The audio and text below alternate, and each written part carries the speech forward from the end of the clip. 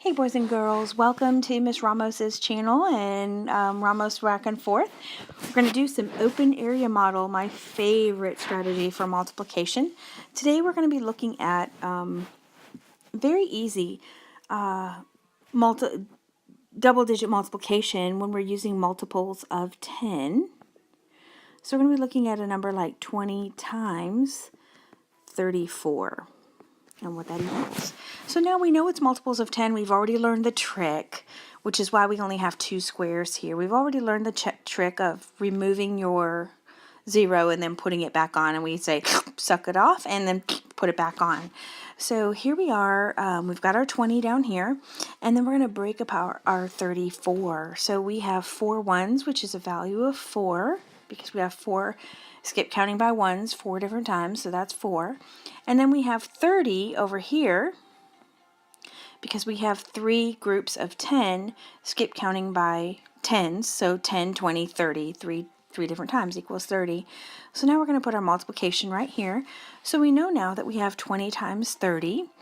And so what we're saying is we're multiplying this section right here times this section right here, this number 30 times 20, and the answer goes right here in this box.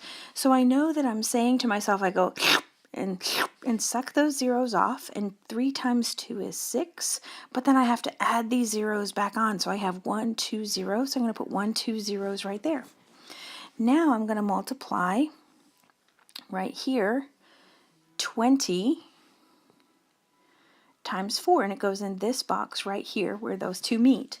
So once again, I'm going to suck off that 0, and I know that 2 times 4 is 8, and I have to put that 0 back on, so I have 80. Now I'm going to add these two together. So when I add these two together, I'm saying that I have right here 600 plus 80, which equals, nice and easy, 680. And that is how we multiply a 2-digit by a 2-digit number when you're using a multiple of 10. All right, so I'm looking forward to it. Let's try one more real quick, and I'm going to let you try. I'm going to let you try by yourself. Hey, so on this problem, we're going to be doing 60 times 45. And what I want you to do is I want you to pause the video, go and try and work the problem, looking back at what we've already accomplished together, and try and do the problem on your own, and then come back and check yourself and see how you did. So go ahead right now, pause the video. Come back when you're done. See you in a sec. Okay, welcome back.